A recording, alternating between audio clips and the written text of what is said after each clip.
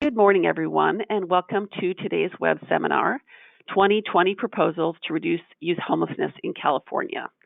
We're very happy to have everyone here today.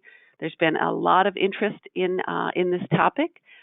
It's right at 10 o'clock as we speak, and we're going to give people just a minute or two more to join, and then we'll be jumping in and walking through the two proposals we're going to talk about today. Answer questions, get feedback, hear your comments, and we're going to wrap it all up by 11:30. So again, thank you for being on today's web seminar.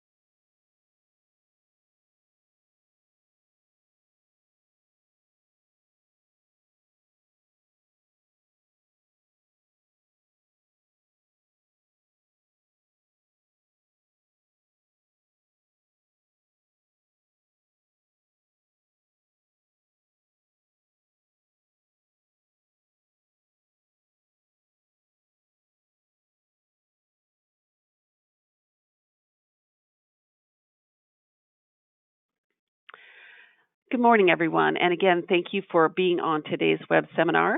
We're going to talk about our 2020 proposals to reduce youth homelessness in California. Before we jump in, we're going to start today's web seminar as we normally do, just making sure everyone has the information they need to participate. On the screen, you see the call-in number and the participant access code. The best part of the web seminars are always the questions you ask and the comments you make. You're thinking about this in a lot of different ways and see these perspectives, in a lot of different ways. And so we are very interested in them. Please send those questions or comments in as you have them. And then today's web seminar will be posted along with the audio on John Burton Advocates for Youth website under Training Archive. So today's agenda looks like the following. We're going to do some brief introductions, and then we are going to talk about the creation of the THP-NMD supplement. Then we're going to turn our attention to the 10% set aside for homeless youth. Following that, we'll talk about the legislative and budget process, share some thoughts about how you can help, and then we will wrap it up with Q&A. So again, thanks for being here. We have a really wonderful collection of speakers for today's web seminar. My name is Amy Lemley. I'm moderating today. I'm joined by my colleague, Anna Johnson. I'm also very pleased to be joined by two youth advocates at John Burton Advocates for Youth, Asia Dunlap and Cody Van Velden. We're also going to hear from Leandra Martinez, First Place for Youth, who's going to share the provider perspective. We're really delighted about that. Sharon Rapport is with us from the Corporation for Supportive Housing, Chris Martin from Housing California, and Jeffrey Bonga is with us from the Office of Assembly Member Phil Ting.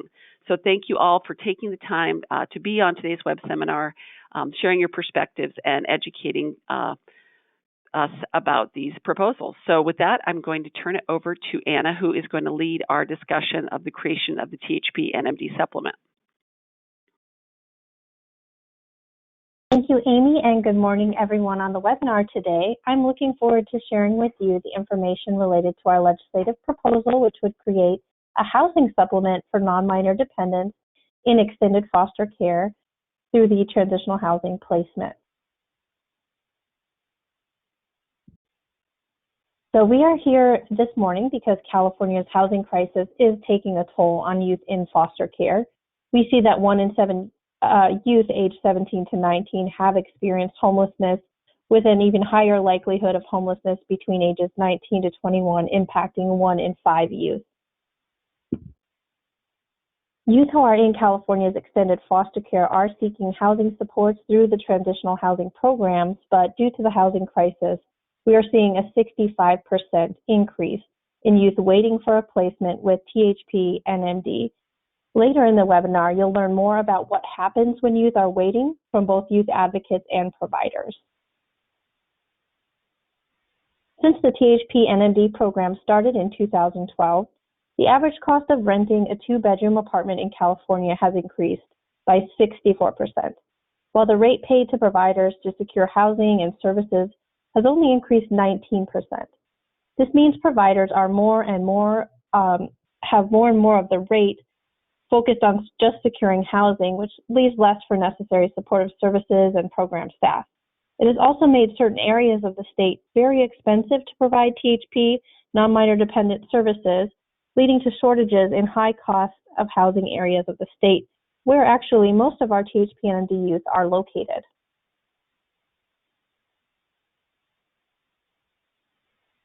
So as a result of high housing costs, we do see a reduction in services to youth. Nearly 1 in 5 providers reported a reduction in the level of services in order to cover housing costs. 30% of providers said this service reduction disproportionately hurts expecting and parenting youth who need additional supports and services. It disproportionately hurts youth with special needs or mental health needs who require additional supports, and has led to limits on the number of youth served who have higher support needs. So a different reality we see is geographic displacement of youth. Young people are moved away from their communities of origin, their family, their job, their schools, to a location where housing is more affordable for the rate paid to providers.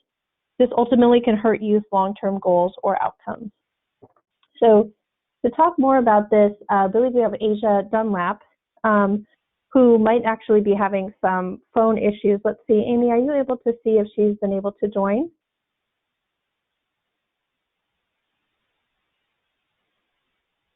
I see her name right there. Asia, can you hear us?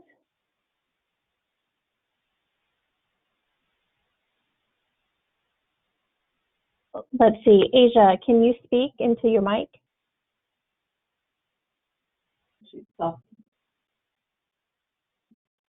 Looks like she's muted.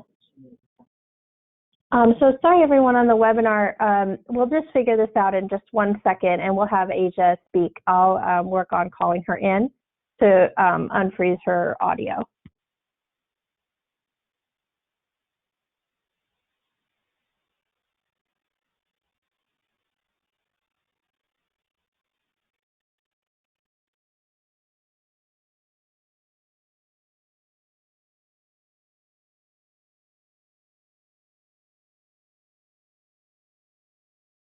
Her voice.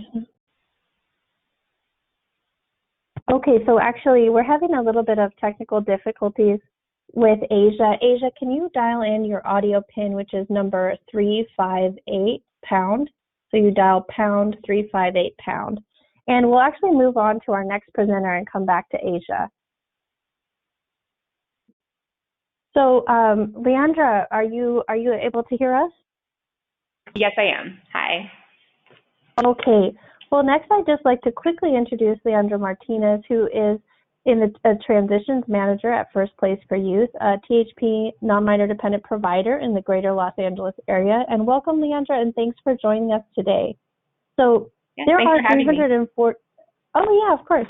So there are 344 youth on the waitlist statewide, and I know First Place for Youth has young people who they're trying to serve who may be waiting for an opening and placement. And what is happening with young people as they're on the wait list? Are they experiencing homelessness? And can you tell us a little bit more about the current realities? Mm-hmm. So at First Place, I'm responsible for working with youth who are applying for our transitional housing program. So I spend my time interviewing and assessing youth for program and processing the incoming applications. I receive on average about 50 applications per month, and currently as of today, we only have 4 beds that are available. So there really is an overwhelming need. But because of the overwhelming need, there are too many young people who are waiting to get into transitional housing programs, and many of them aren't stably housed when they apply. I get calls daily from social workers, group home staff, mentors, and young people that are eligible for extended foster care, but who aren't living in stable housing. Sometimes they've had to leave their group homes and their foster homes when they turn 18 without a stable place to go to. And this can mean that they're staying in shelters, sleeping in cars, or sleeping outdoors. But really more often though, youth are couch surfing. They're trying to find a place to stay every night, going back to the homes that they were removed from, staying with friends, staying with partners in possibly unhealthy relationships, and always worrying about having a place to lay their head at night, which causes an incredible amount of stress and makes it really difficult for them to work toward their education and employment goals. So we recently had a youth who entered our program, and he moved from the Bay Area to Los Angeles to go to college. When I met him, he was couch surfing, trying to get into a shelter, and trying to find a THP while also going to school. It took time to move him into program because we didn't have any apartments that were available within a 2-hour bus commute to his school. So while he was waiting, I encouraged him to apply for the other programs that were closer to where he needed to be, but they didn't have any openings, so he waited for us. Fortunately, after about a month of couch surfing, an apartment came up that was in a closer location to his school, and we were able to move him in. Unfortunately, I know there are too many young people in similar situations that are still waiting and don't have stable housing. Thank you for that insight, Leandra. And I know just through your role, you help secure this housing. So what is it like for First Place as a provider to secure housing in the current rental market? Is the rate adequate? Yeah, so the rental crisis is making it really difficult to get new housing units and even to hold on to the ones that we do have. As the rental prices have increased, we're really limited in the neighborhoods where we can afford to rent. And we're finding it increasingly difficult to afford units that are in safe neighborhoods and that are located near work and school opportunities, medical and mental health services, grocery stores, and then other essential resources that young people need to succeed in our program. And the pressure on housing costs impacts some populations more than others, such as youth who come to us with previous gang history. So last year, we had a youth that applied for a program who was a really great candidate and who was working hard to distance himself from the gang that he was previously involved with. He specifically told us that he didn't want to live in South LA because he was worried about his safety there. We wanted to house him, but unfortunately, our only open units were in the South LA area at the time. I encouraged him to apply for other programs while he was waiting for an apartment with us. But he ended up couch surfing for nearly 4 months until we got lucky and we found a landlord who had an apartment in Silver Lake and wanted to work with us. So after 4 months of couch surfing, we were able to move him into program, and he's been thriving since. And I know that one of the reasons that he's doing well is because he's able to focus on his goals without worrying about looking over his shoulder when he walks out his front door.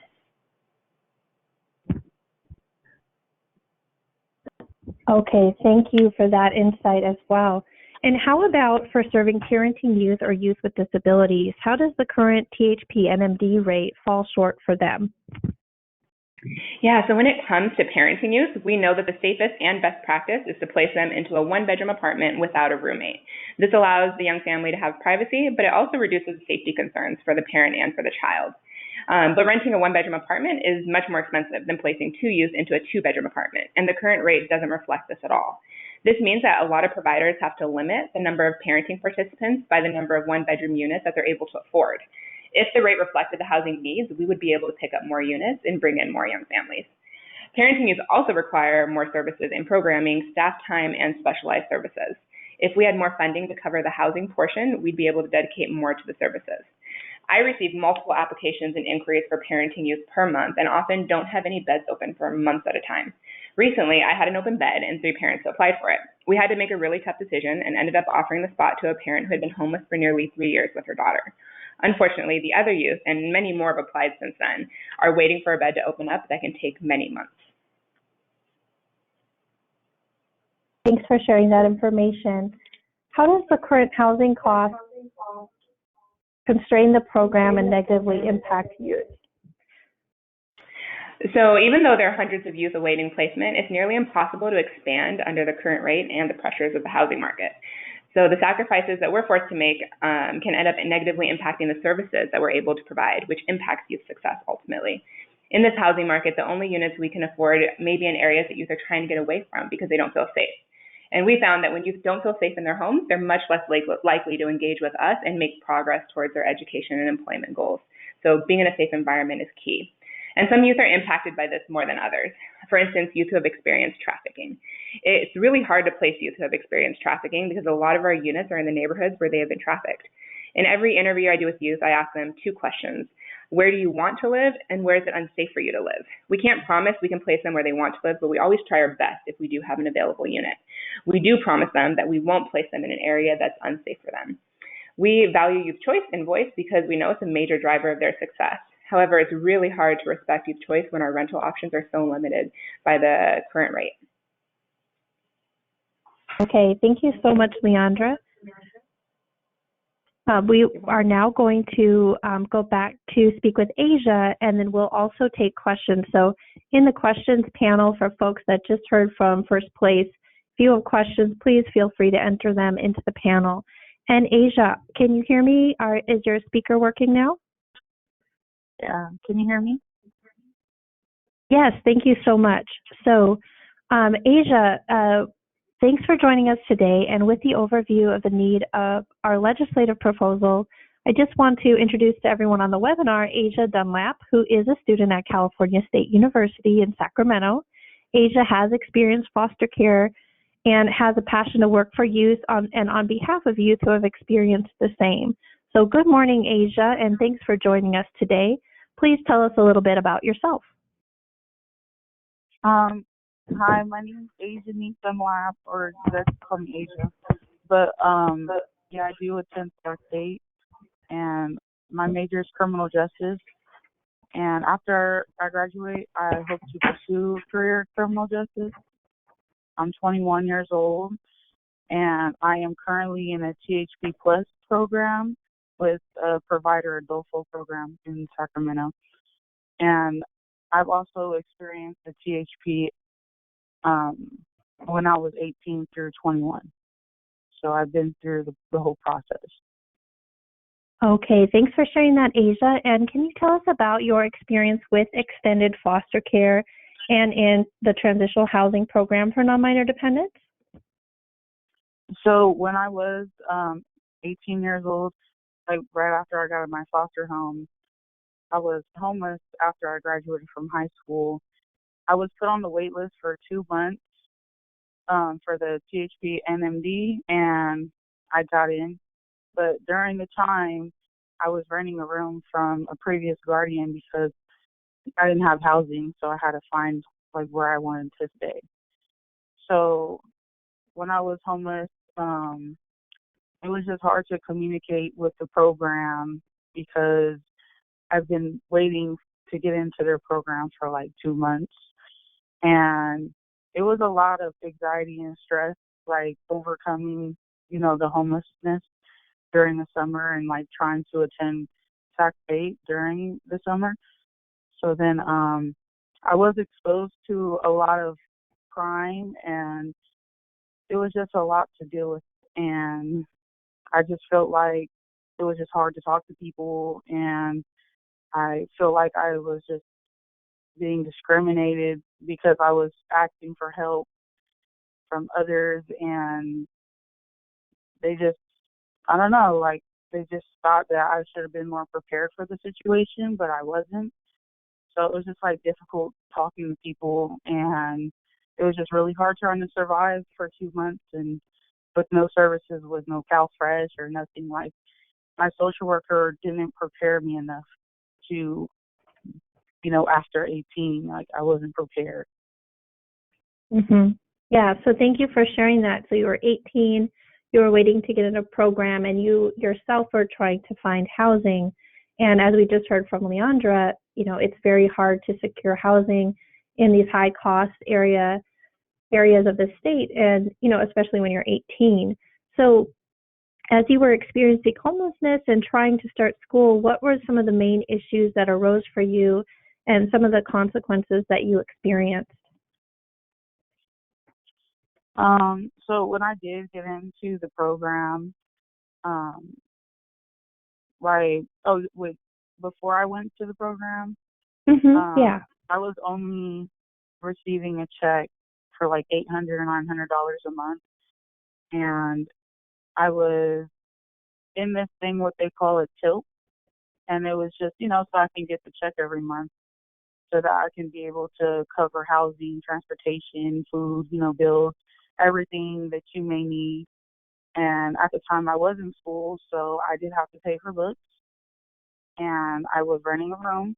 So with all that in mind, like my money went quick, and the woman that I was staying with, she did want me to pay her more because her mortgage had just went up, and she just needed help with her housing as well. So it was a housing crisis going on, and so she ended up just having me kicked out because I didn't have enough to pay her. She didn't want the $350 anymore. She wanted me to pay her more than that. So with all the expenses, it was just really stressful, and I feel like that was bad. And just moving costs after that was just bad too. Like I had like 2 suitcases throughout the whole summer, and like I lost some items like shoes, clothing, and other things that I felt that was important to me when I was younger.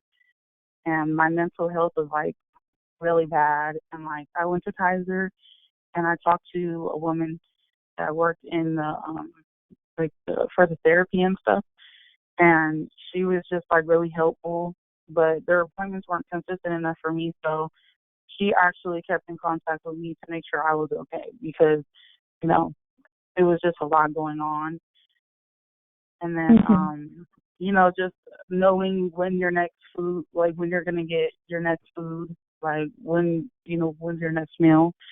And I was exposed like when I was trying to couch surf and be able to like sleep somewhere warm. Like I was exposed to a lot of trafficking and just moving 5 times, like over and over. Like even in when I did get in the program, they had like really bad placement for me. So yeah, it was just a lot going on, and I didn't have much of a help with that. I feel like I didn't really have support then, and I was young, and no one prepared me enough for all that. So. Yeah, well, thank you for sharing about this difficult time in your life. I know eventually you did get into a program and you had some help in sort of getting back on your feet after taking sort of all of those steps backwards and looking for housing and losing your belongings and sort of that struggle at the beginning of the start of your college career. So I just was wondering, to sort of close out for your discussion today, what advice do you have for providers, and what would you like folks on the webinar to know and consider? I want providers to know that, it wasn't enough money to help house people, and, there was a lot of a long wait list, and that just needs to go because obviously I could have quit going to school because I was homeless, and maybe a job would have been more important then, but just that too. And like just having a stable housing so that, you could protect yourself and your mental health, and just having yourself together and just, doing what you want to do, like going to school, or, whatever that you decided to do after foster care. So it would be nice to have an address, like when I was homeless, like I didn't have no address. So it was hard, getting information from FAFSA, from like getting my high school official transcripts and checks, scholarships. Like it was a lot, and it's like I wasn't able to have an address then, and I didn't know that they had PO boxes and stuff like that. So like then again, like we weren't well prepared. Like especially me, I wasn't well prepared when I got in there. So it's like it would have been nice to have that information. Even doing an interview, and you guys saying that we're going to be on like in your program and on with you guys, but we still need advice and we still need guidance at the end of the day. Like, why do we have to be put on a wait list in order for you guys to help us? Thank you so much, Asia, and thanks for sharing with us about some of those struggles of experiencing a wait list and waiting for supportive programs, and how that sort of impacted your schooling, your belongings, and just the start of your college career. And if folks have questions for either Leandra or Asia, please type them into the control panel. So I'll just continue with a little bit more about our legislative process here. So what I want to just share for folks on the webinar who want to learn how to support these efforts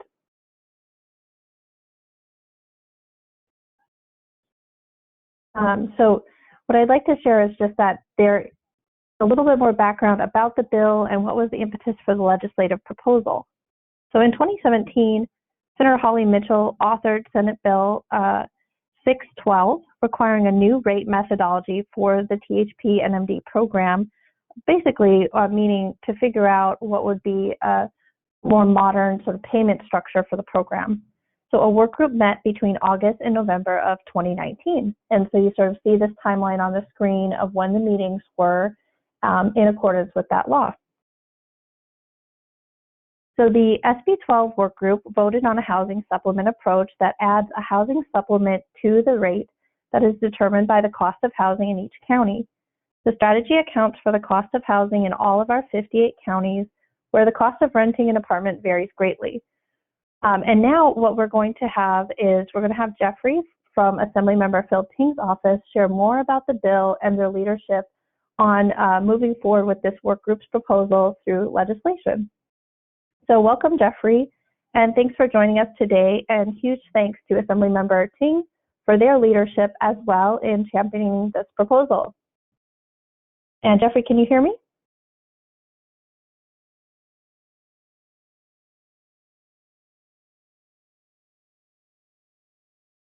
Hello, everyone. Hi, Jeffrey. Thank you so much for joining us this morning. And could you just share a little bit about yourself and why particularly Assemblymember Ting is authoring this legislation? Yeah, so my name's Jeffrey Bonga. I'm working in Assemblymember Ting's office. So that's San Francisco, mostly the west side of the San Francisco Peninsula. And as many of us are aware, those who have left foster care have a higher rate of unemployment and homelessness than the general population. So our office believes it's our responsibility to make sure that even though they left foster care, that they are not left behind or forgotten. So many of us understand how hard it is to make it on our own. It is hard for me to imagine how difficult it is to make it with the barriers that foster youth are often subject to. So especially considering the housing crisis here in California, which we are all aware of as our district covers San Francisco. So with this bill, we hope to extend a hand to former foster youth and help them with their housing needs. Thanks for sharing that, Jeffrey. Can you tell us a little bit more about how the loss of the THP-NMD rate has particularly impacted San Francisco? Yeah, as mentioned earlier, like we're very aware of the housing crisis here in the district. So fair market rent in our in the city for a 2-bedroom apartment is $3,339. But the THP-NMD supplement is only $745. So that's over $2,500 for foster youth, former foster youth to cover out of pocket. And as Asia mentioned earlier, the current rate is like not enough. Not only is the wait list overwhelming, but the services that are provided are substandard, to say the least. Many times when these young adults are unable to afford rent in the city, they are also displaced from their to outside counties. So they often leave the communities that they're from, and often means like a loss of support for these young adults. So this rate supplement would be like greatly beneficial to San Francisco in not only addressing the housing crisis, but our gentrification issue as well. And thank you, Jeffrey. How can people on this webinar support the bill and ensure that it is passed? What does the member need from us as a community? Yeah, so regardless of whether you're in our district or not, I know you probably all hear this, but letters of support and contacting your assembly members and senators is like one of the best ways that people can support our bills, especially this one. So if you convey to them why this is important to you and why it should be their priority to, they will listen. And when there's a lot of public support behind a specific bill, they will take that into account and hopefully vote in favor of it when the bill is on the floor. And secondly, if you are if someone you know is willing and available, please come to the committee hearing to express your support for the bill. So on February 25th, the Committee on Human Services will be having a hearing, a public hearing that's open to all of you people. So The topic will be on youth homelessness intervention and prevention. So I encourage all of you to come out and show your support for our bill. And lastly, if you would like to join the coalition of support, there is a link provided by John Burton to sign up and to be part of the movement. So yeah. Great. Well, thank you so much for that insight, Jeffrey. And just a reminder for folks to type in any questions you might have for Jeffrey or for the member, for Leandra or Asia, who've provided background for the necessity of this bill, and type those right into your control panel. And again, thank you to all of our guests to share that background. What I'd like to do now is give a little bit more specifics into the legislation and what it will do. So first, the THP-NMD supplement that we're proposing in this legislation and how to form the supplement is what I'll share with you. So first, the supplement would be calculated using the fair market rent, which is a system developed by the U.S. Department of Housing and Urban Development that looks at the cost of housing and utilities apart from your phone, cable, and internet for all 530 metropolitan areas and all of the county areas as well. So essentially, HUD calculates and surveys all 58 counties in California on an annual basis and releases the amount by county that they find to be the allowable rent for individuals who participate in their Housing Choice Voucher Program, which is known as Section 8.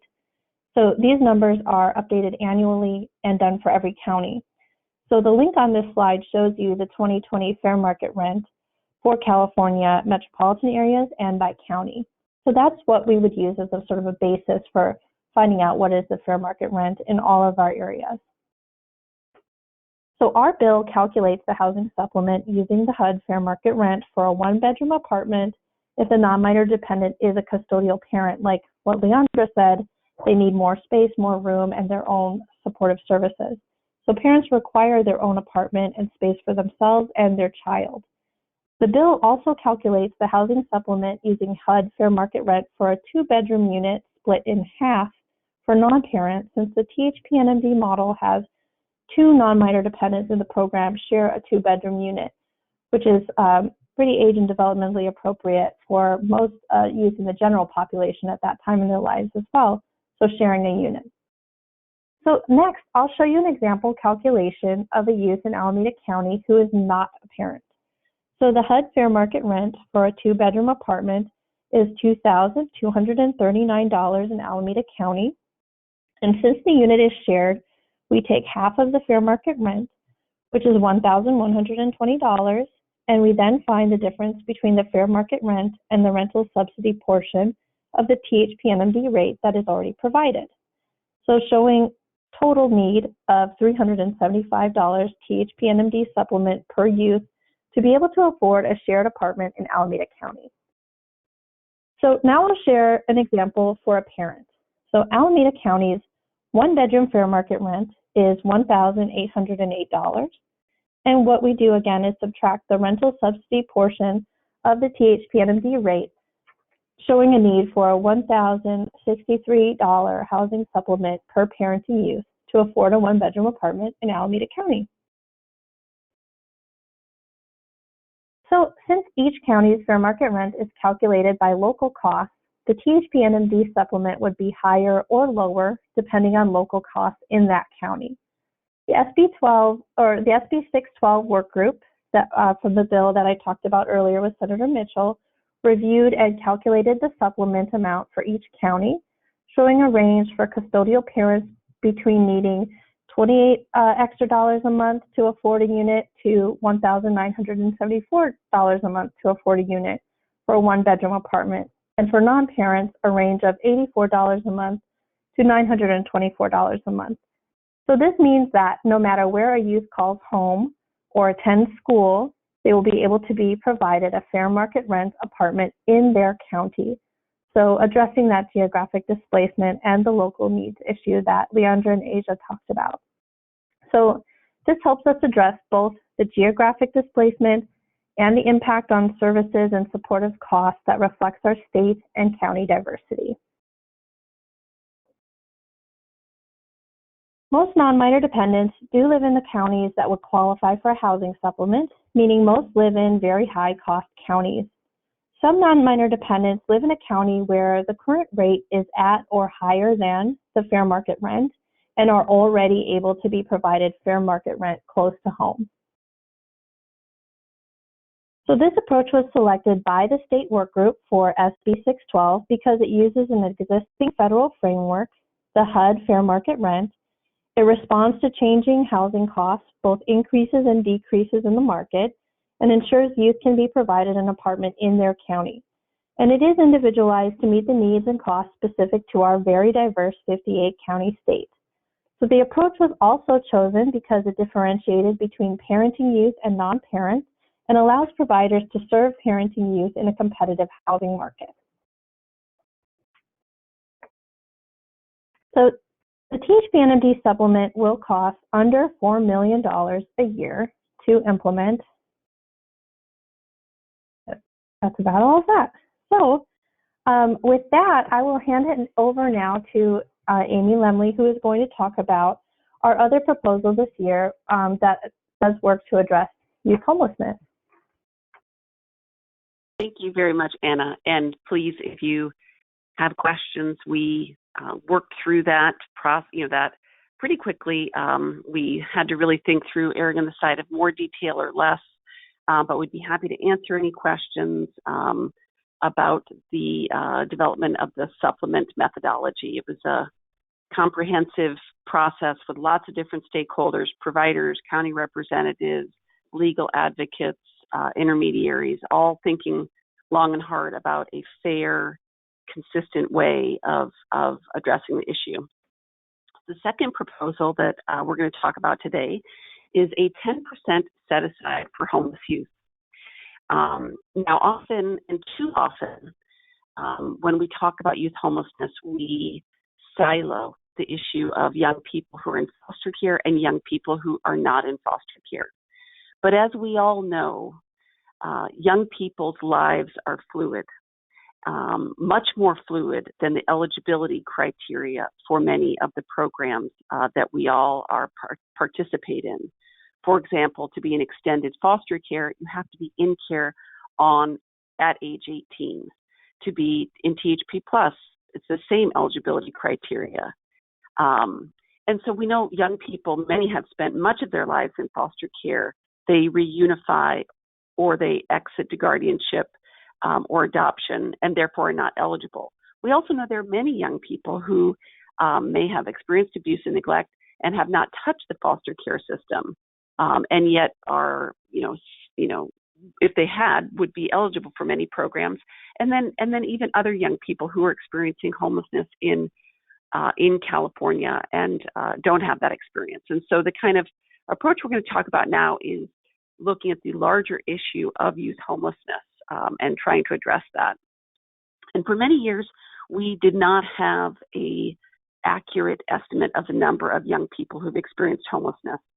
And in 2017, the Voices of Youth study, and you can see the citation there in the footnote, it did the field a tremendous favor by developing the first, empirically, rigorous estimate. The methodology was absolutely rock solid and gave us the first ever truly accurate figure in terms of over a 12-month period, how many minors and how many individuals age 18 to 24 experience homelessness.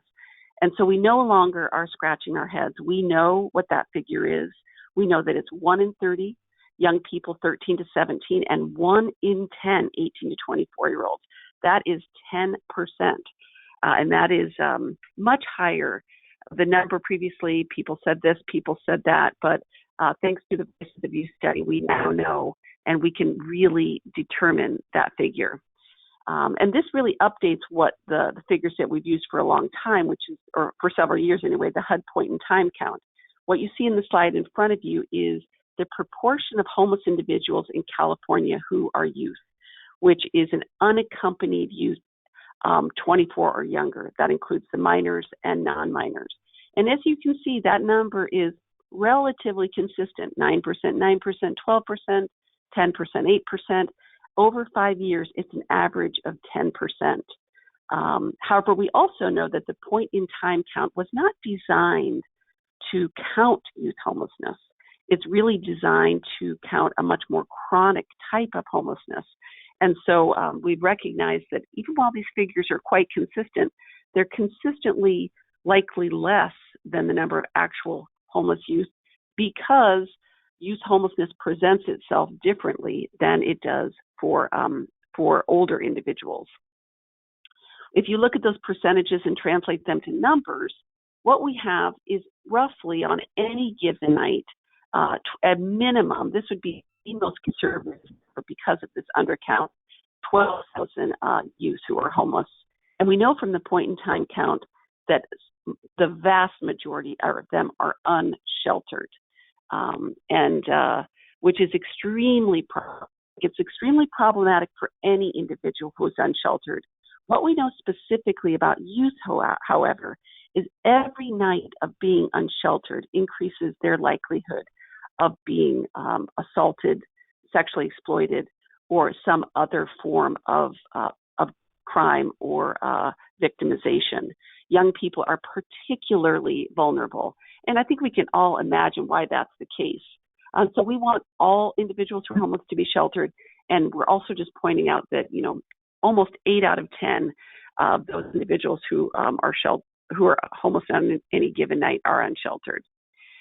So despite this tremendous, challenge, the issue of youth homelessness has been virtually unfunded in the state of California. And these 3 bar charts of what you see, these are the annual appropriations. And so you can see we have a total of $1 million in terms of an ongoing program. This is not, we have a one-time here and a one-time there. We're looking at core state investment. And when we look at core state investment programs that exist that are annually appropriated, there is only $1 million. There's one program within the Office of Emergency Services which has permanent funding, and just contrast the level of funding in our system, which there'd be many who would argue that those are not adequate. So this is really just to educate people that in case you're wondering, is there a large homeless youth program that I don't know about? I can tell you definitively there is not.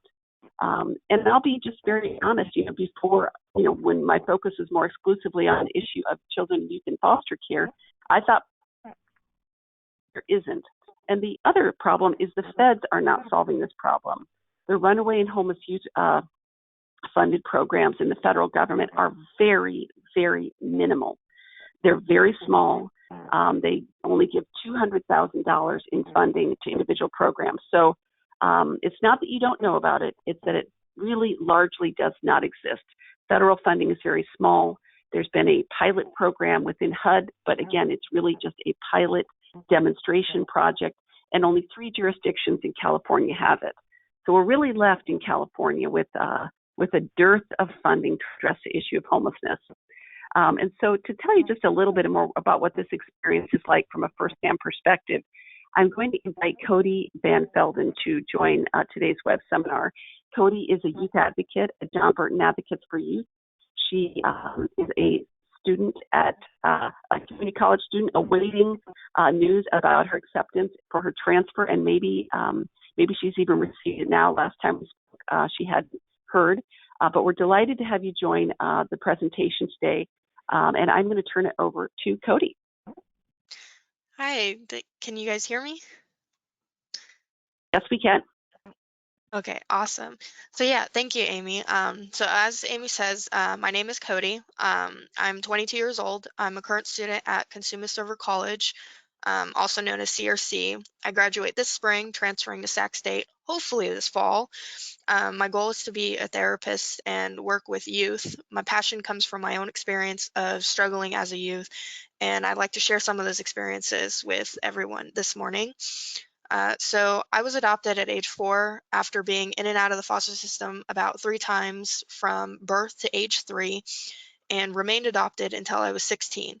A month prior to my 17th birthday, I was kicked out by my adopted parents. CPS got involved shortly after, and I was placed in a foster placement, still under the pretense of being adopted, so I did not receive any services while in foster care. Due to this, upon my 18th birthday, I didn't qualify for AB 12 and was kicked out of my placement. At the same time, I had just begun my first semester in college at CRC, and the only housing provided was private and off campus, which I could not afford. I had no relationship with my adoptive parents, and at the time was not connected with my biological family, and the situation was made to force me to try and figure it out on my own. My first experience with homelessness was for about 5 months. I experienced homelessness again shortly thereafter, the summer of 2018, for about 3 to 4 months before I moved in with family. In the time that I was homeless, I attempted to try many different resources. I tried to get into AB 12 services, but I did not qualify like so many other youth. Counselors at my school had tried to connect me with housing, but didn't lead anywhere. When I first became homeless, my mental health provider at the time went with me to find youth homelessness resources, but they had multiple month-long wait lists, and the odds of getting in were slim to none. Lastly, I tried shelters in a general sense, but it was very traumatic for me, and I was unable to stay. Being around people much older than me terrified me. I was unable to connect with anyone, and coming from a traumatic background, I felt vulnerable. The younger we youth are, the more we are psychologically vulnerable to toxic situations.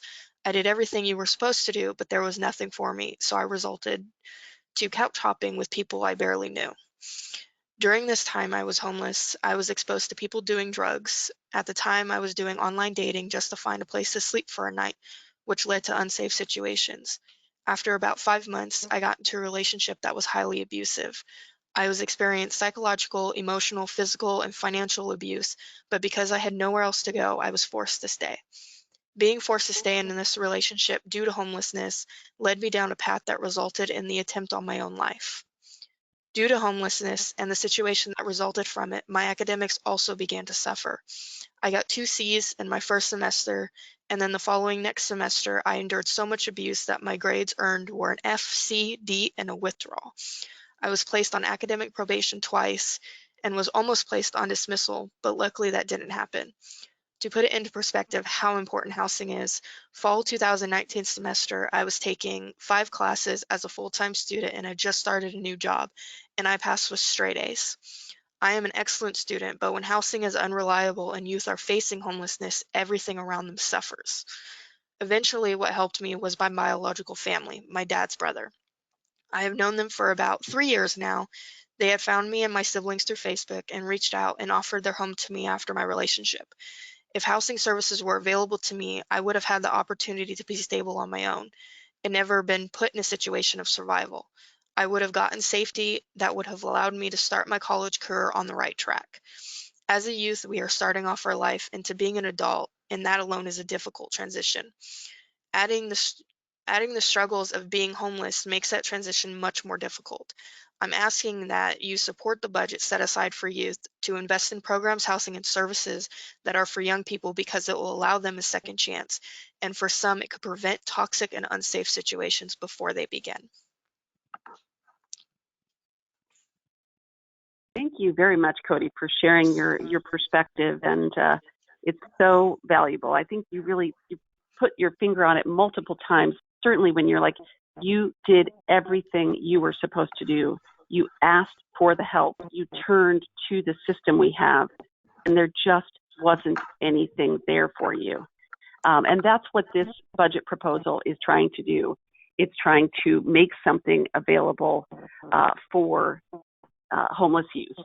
And so to kind of keep us moving forward, in 2018, California took a new approach to funding youth homelessness. Again, we had the $1 million funding. For the first time, it took a different approach. The Homeless Emergency Aid Program was established, and it was a $500 million grant program from the state to local jurisdictions. And for the first time, it recognized that there are homeless youth and that homeless youth require a set-aside. So this is, historic may be a bit overstatement, but it was a very, very significant because never before have we really seeing the recognition that if a set aside, if young people are not identified, the money will not go to them. And I want to just take a moment to explain why, because you might just say, oh, people don't care there. They don't care about young people. That's not true. The reason why the existing HUD funding and state funding is not used for homeless youth is because of the eligibility criteria. It really prioritizes individuals who have been chronically homeless and who have been veterans. You know, really a large emphasis of the HUD funding over the last 10 to 15 years has been veteran homelessness, and then chronic homelessness. And young people have not been alive long enough to be chronically homeless. And so it really essentially squeezes them out of the existing funding. And so there you have in 2018 the HEAP funding. We worked with the local jurisdictions to understand how that funding was used. And what you see on this slide is how they used it. 34% of jurisdictions used it to expand their shelter capacity. 28% used it to bring transitional housing. 22% brought rapid rehousing for youth. 19% permanent supportive housing. So each of them use that funding, use that a little bit differently. And as you can see on the right-hand side of the slide, for the full report about how jurisdictions use the funding, you can go to that link. And then at the end of the month, we are going to be re-releasing a report that has updated figures and more information. The report that was issued last spring, we weren't able to get information from all 44 COCs, and so we are going to have information from all 44 COCs and all of the 13 large cities that got funding. Here, however, is just a little bit of a slice of some of what has happened around the state, because it's, one thing's, numbers and percentages, but this really helps bring to life the difference that HEAP is making across the state. In Oakland, we had 30 additional beds of shelter funded by HEAP. In Santa Rosa, the Community Support Network acquired and opened a new 9-bed permanent supportive housing program for TAY. In San Diego, Father Joe's Villages added 48 TAY shelter beds, and San Diego Youth Services expanded supportive services.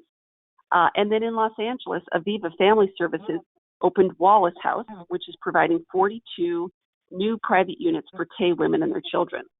So, we're seeing this strategy of a set-aside works.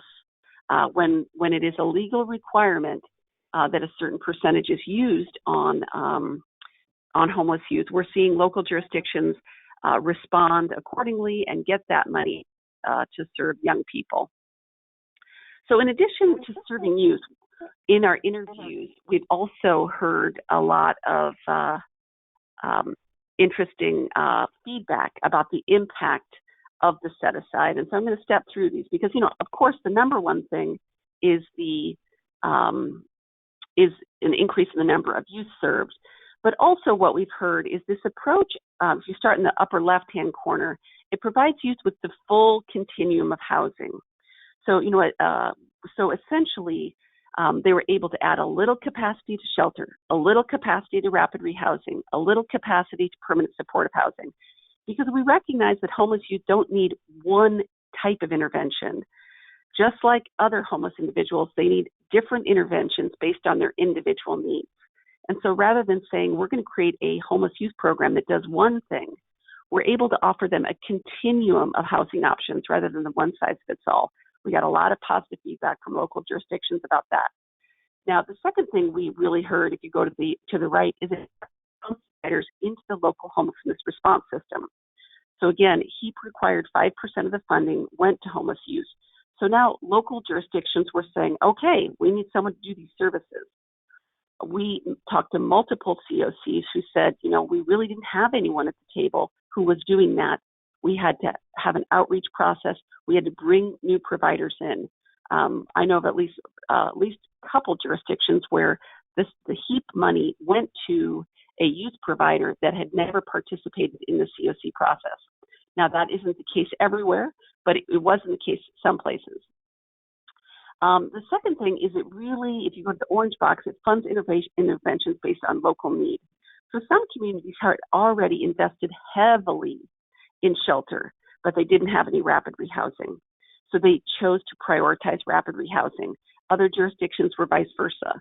But what it really did is allowed this money to be customized to meet that local need, again, rather than the one size fits all. The last box, however, is something I really want to emphasize, which is it created a funding strategy to prevent long-term homelessness.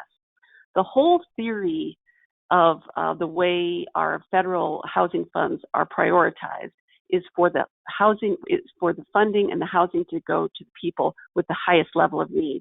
Now that makes a lot of sense. However, in order often to get those resources, you have to be a person with the highest level of need. So you have to be unsheltered, you might have to be sick. And while on some level, we also need a strategy to interrupt homelessness earlier in its life cycle, to really help young people before they become chronically homeless, before they become sick and unsheltered.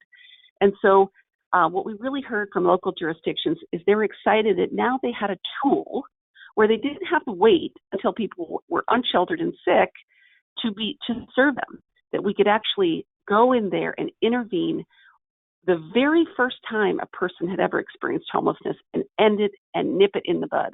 And so those are some exciting parts of this homeless set-aside strategy that we heard about with HEAP. Now, in 2019, the California State Legislature, took a similar approach with the Homeless Housing Assistance and Prevention Program. Except for now, it increased it from 5% to 8%. So this is very exciting. We're moving in the right direction. The HAP funds, local jurisdictions applied for those funds. The deadline was February 15th.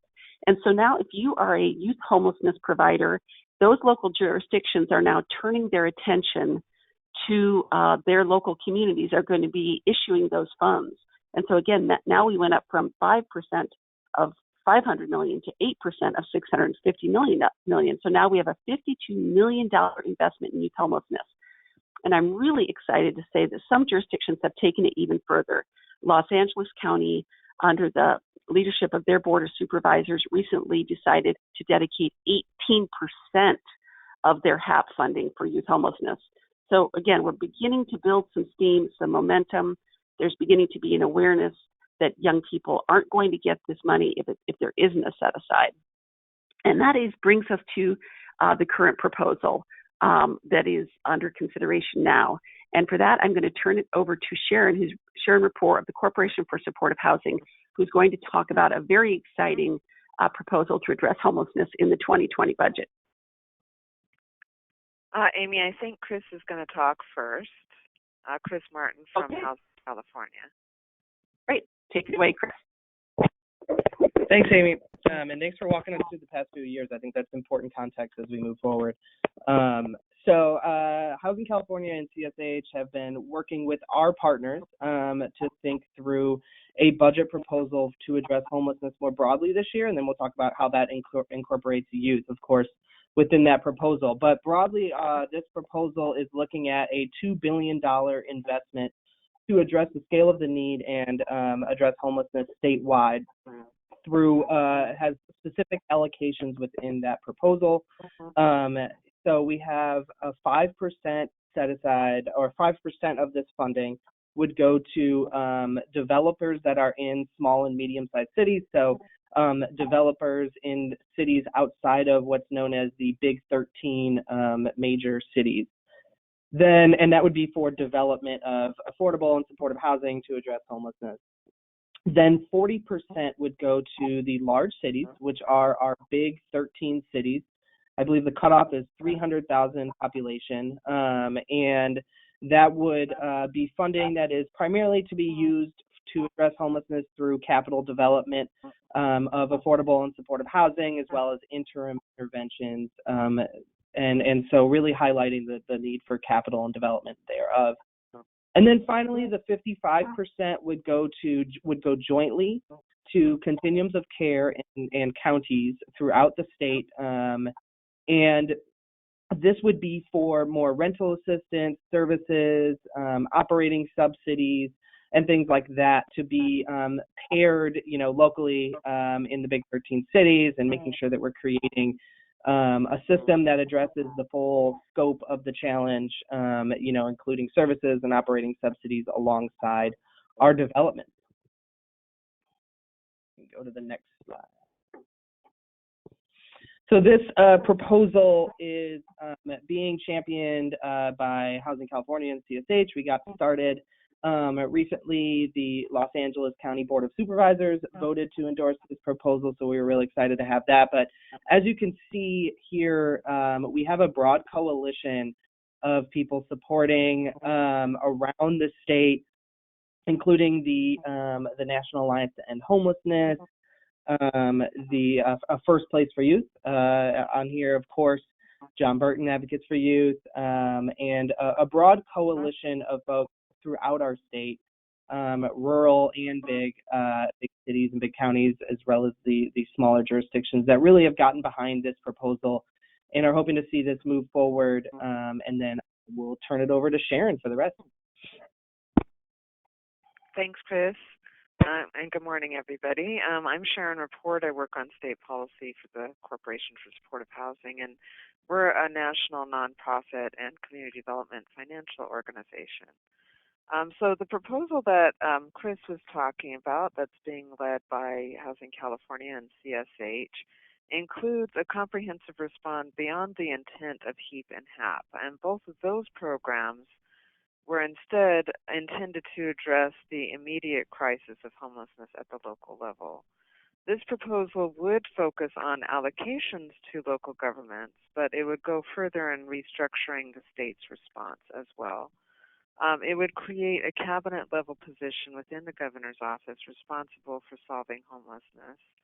It would coordinate all of the state programs intended to address homelessness. We have close to 30 programs across the state departments and agencies, many of which are pretty small. Like Amy mentioned, the $1 million program to address youth experiencing homelessness.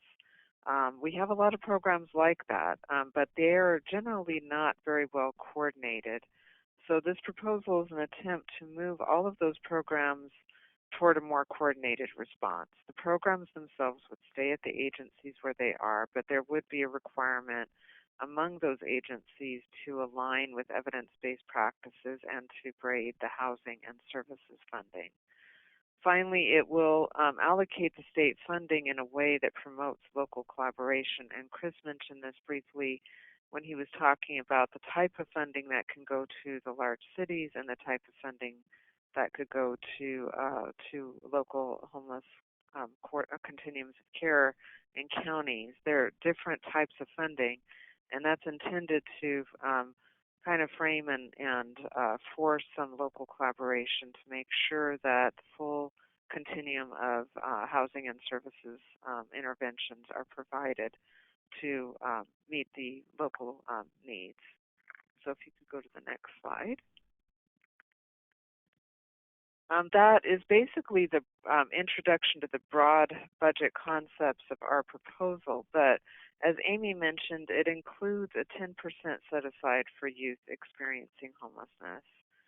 And it also inserts specific requirements from last year's Assembly Bill 307, which was intended to create a grant program to address the needs of youth experiencing homelessness.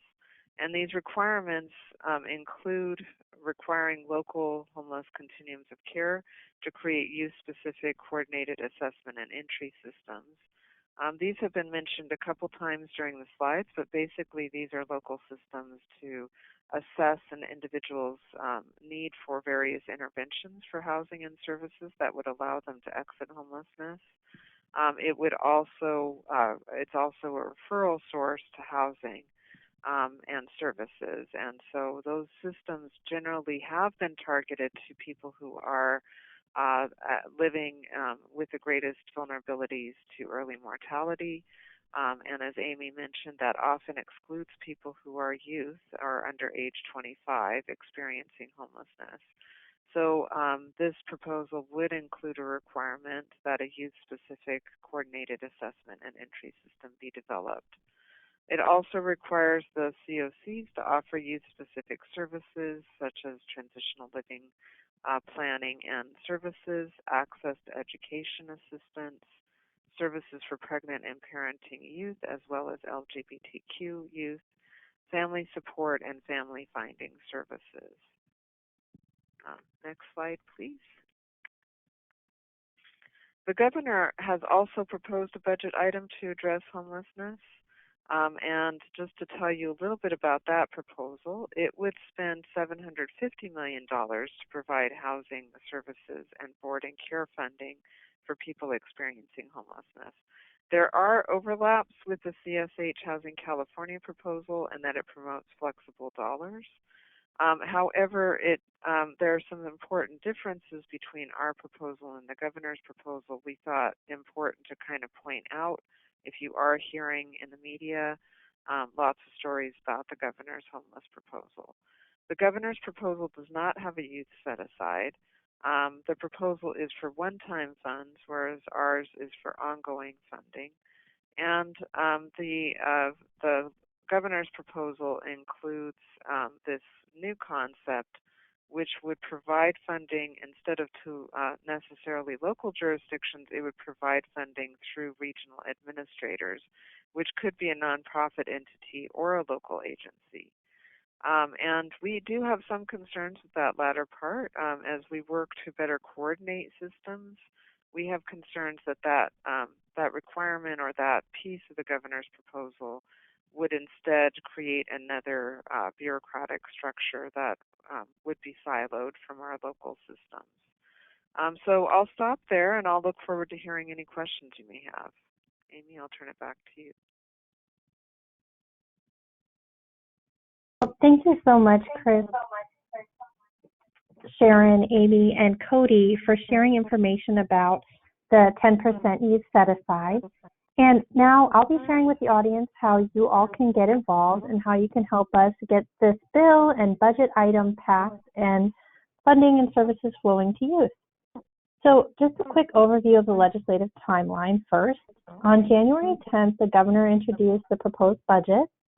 Budget hearings actually take place between February and March, and the governor does want to take early action to address homelessness. And this means we have to sort of act on a fast timeline to move forward our specific budget proposals. And the budget is then revised for May and finalized on June 15th. It then takes effect on July 1st. So for our budget timeline, it's going to be really helpful if folks sign up and get alerts from us to kind of keep up with that fast pace. For bills, however, the deadline for bills to be introduced is this Friday. The bills will go to committee hearings between February, March, and April, and all bills have to be passed out of the House of Origin by May 29th, including a floor vote. So our bill starts in the Assembly with Assemblymember Phil Ting as the champion, and will move through the Assembly first. Then our bill will move to the other House, so it's the Senate, and will have to be passed by August 31st, and then the governor either signs or vetoes the bill. The bill would take effect by January 1 of 2021.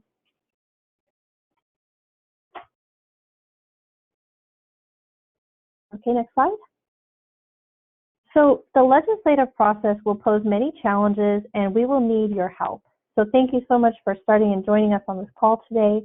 And our political reality is impacted by the federal uncertainty and instability. There are other legislative proposals that also cost money, and our proposal will be weighed against those other opportunities the legislature and the governor has this year to invest in. And there's also concern about a future downturn in the economy, which makes it more difficult to advocate for ongoing permanent investments. So we have to work together to see that our proposals are seen as worthy, as effective, and as an investment that's necessary and valuable that will actually be beneficial to the state short and long term. So we need your help to do that. So if you'd like to help us, please join our coalition.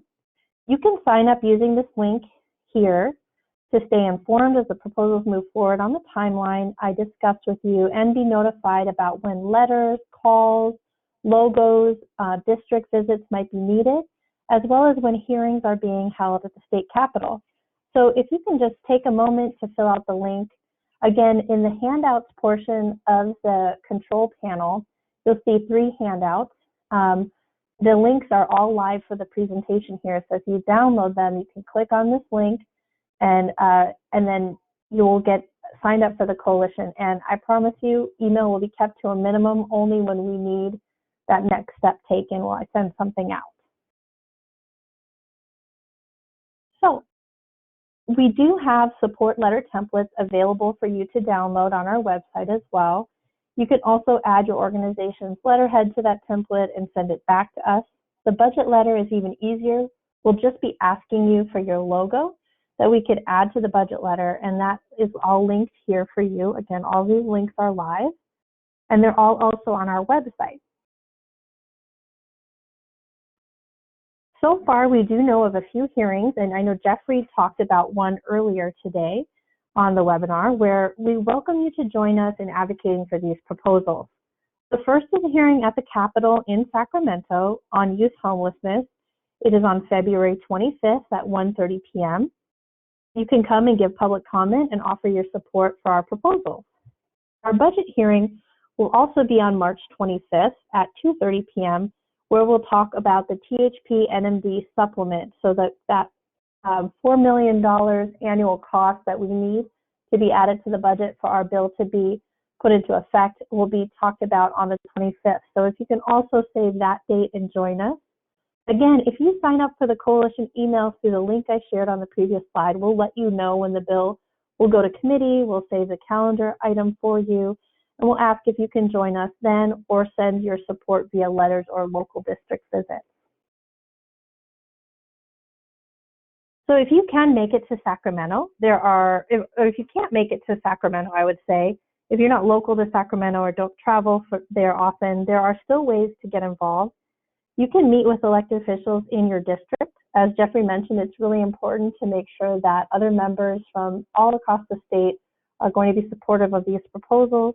And I'd be happy to help you and your organization plan and prepare for a meeting and support you with any of our materials that would go along with those meetings. Legislators love hearing from you. It can be really helpful to ensure they vote to pass our proposals. And I think just to sort of build the context and support, again, I'm happy to help. And finally, a great way to support is to share, like, and post social media to raise awareness and momentum for our legislative proposals. So you can follow the links here. I've created links on each one of these images as well. It's all live links, and you can follow us to keep up to date with the latest information and help circulate information. And thanks for taking a moment to follow us now and to sign up for our coalition emails. And now I'll turn it back over to Amy, who will be moderating our questions and answers. Great, thank you very much, Anna. So one question is about what the 13 large cities are. Chris and Sharon, we have them right here. Do you want to provide the answer to that question? What's your preference?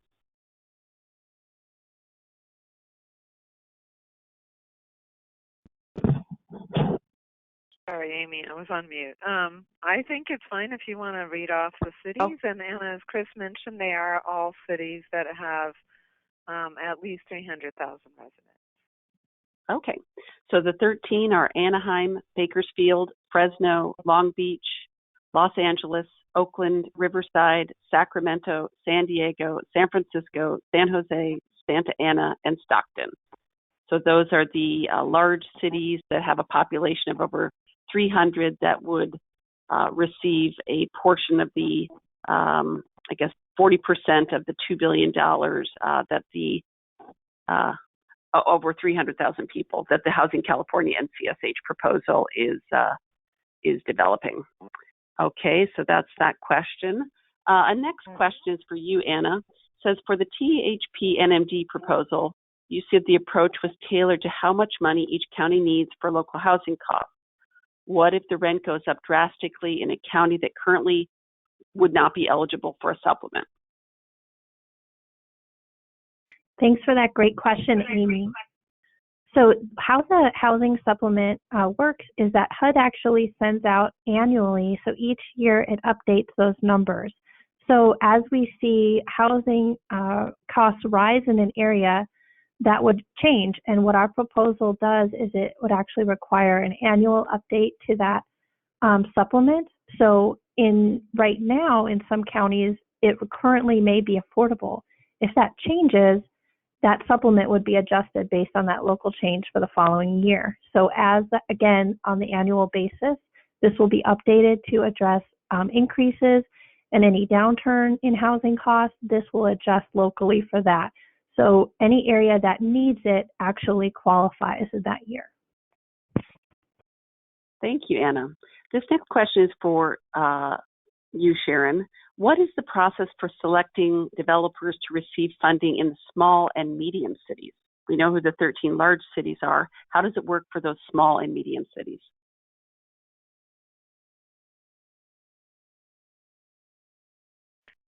So the process would work that the local jurisdictions would have to apply for funding, and they'd have to meet certain requirements. So they would have to talk about how they're collaborating with each other to follow evidence-based practices. So it's a relatively simple process. It's very similar to the HEAP and HAP process, where the counties and continuums of care individually applied for funding. In this case, the only difference would be that the counties and COCs would have to jointly apply for that pot of funding. So they would have to come together and prove that they are collaborating. Otherwise, it's the same as HEAP and HAP. Okay, thank you. I think there's one, I want to just say that several people have commented what an amazing job both of our young people did, Cody and Asia. And so I just want to acknowledge those compliments that have come through. You both really spoke from the heart and shared your experience, and it takes a lot of courage. And so thank you for those of you who acknowledge that it really is tough to do that, and it makes a tremendous amount of difference in the work. This is a comment question. This one is, how often, if at all, will there be a review process of what's working and what can be improved upon in the implementation process to best meet the needs of TAY? And so, Sharon, I'm going to go back to you on that one. You presented the slide that talked about a little, better allocation, coordination. And I know that there are reporting requirements that are part of the $2 billion. Can you say a little bit more about that and anything specific to TAY, if there is anything? Sure. So there, in the language that we have for our budget proposal, it does specify that the COCs have to create a youth-specific coordinated assessment and entry system. There are reporting requirements. There are some accountability measures if the local government fails to live up to the requirements of the set-aside. Then they could be risking having their funding given over to another entity to administer the funding. So it's a little bit more tight than I would say HEAP and HAP were, where there weren't really any teeth spelled out in the HEAP and HAP allocations around youth, the youth set aside. And then finally, just as mentioned on the slide, there are a range of services that have to be provided or offered to youth through the COC county funding, as well as in both the city and the county pots have the set aside of 10%. So the city would, instead of having to meet those services requirements, the city share would have to allocate a certain portion of their capital funding for shelters and affordable and supportive housing for youth. Thank you. This next question is for Leandra. Leandra, the person writes in, what are your thoughts on 2 youth and their 2 children in a 2-bedroom? You said for first place, your best practice is a 1-bedroom. Can you share kind of your thoughts about 2 young parents and their 2 children in a 2-bedroom? Yeah, so we know that the best practice is to have a parent and their child in one apartment, because in a 1-bedroom apartment, And this is because it really ensures safety and privacy for the child. So when we put two parents into a two-bedroom apartment, there's just a lot about the environment that is unknown, right? You don't know who the other parent, what guests the other parents are bringing in, how the other parents are doing. So we know that best practice is putting a parent and their child into a one-bedroom apartment so that parent can have full control over the environment, have privacy for their family, and yes, so that's one thing that we've talked about, but we do believe that one bedroom is more appropriate for parenting youth. Thank you. And I'm going to have another question for you. How do providers prioritize youth? If you mentioned there's a situation where you have multiple young people, they both want to participate in THP-NMD. How do you determine who gets to participate? That's a really good question. It comes up a lot because, like I was saying, there are more youth that are applying than the beds that we even have available. So a lot of it comes down to who is ready to participate. So sometimes when I have 50 youth who have applied, half of them may not even show up for the intake process because they might have other options. They may be deciding to stay with their foster family or moving with friends. So sometimes, there's some what's the word called? But they kind of go by themselves. So from there, when we have multiple youth who are applying and we have to make a really tough decision about who comes in, we're looking at being able to keep them close to their support. So if we have two youth that are appropriate for program, and we have an apartment, let's say in Highland Park, and one's enrolled at PCC and the other one's enrolled at Southwest, which are across the county, we would prioritize the person who has their supports and their work and school closest to that location. We also would prioritize the people who have have the highest need in terms of the housing. So if there's a youth who is homeless and who has been homeless for an extended period of time, and they have no other options, we are going to prioritize them for that spot versus somebody who could stay maybe in a foster home or could stay in a group home. So yeah, we do have to make really tough decisions, but we prioritize based on who needs it and also what the supports are in that area for them. Okay, thank you. Another kind of question that came in is what homeless criteria was used in the Voices of Youth research? 1 in 30 youth under 13 to 17 experienced homelessness. Was it HUD or education criteria? It was unaccompanied homelessness. So this is not individuals. These are not minors who are homeless with their family. And so it does use quite narrow definition. But the best way is to really look at that study, pull it up, and you can see exactly how exacting the methodology is and exactly what is considered homeless. But these are all unaccompanied homeless youth, which means not living as part of a homeless family system where the whole family is homeless. These are unaccompanied. So these are individuals who are not living as part of a family system. So I guess there's a few questions just about the web seminar, the recording. Just want you to know that it is being recorded and we are going to send that out to you. There's a few inquiries asking us to repeat the 13 large cities. I think that rather than doing that, we will include that as well, just so you have that for future purposes. And I guess here's a question, maybe to Sharon or Chris. Will there be young people at the table in the implementation of this funding and services? I know that there is a formerly homeless young person who's part of the coordinating council, but how do you envision ensuring that the voice and experience of young people guides the implementation of whatever moves forward?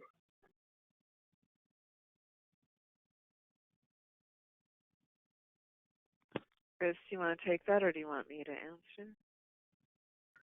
You can go ahead if you want. It's a really excellent question, and to be honest, we haven't really included provisions about that in our proposal. It hasn't really drilled down to that level of specificity. We certainly have in the past included provisions that require people with lived expertise of homelessness to be included in, any kind of decision making around implementation. And I think we'd be open to including that in this proposal as well. Thank you. Thank you very much. I think we have one last question. It's a really great question. I think it has a few different parts of the answer. I would like to say something, and then Leandra, I'd like you to kind of share your experience as a provider. The question is, can you please address the problem of youth with severe mental health challenges often being screened out of the few THP-NMD slots available? What part of the advocacy efforts address this? I guess I'll start with kind of a little bit of an answer, and then I want you to, again, Leandra, if you could share your, because you deal with this every day. Over the summer, there was a survey of all of the THP-NMD providers and really looked at how does having a rate that has not kept pace with inflation, how has that impacted their practice?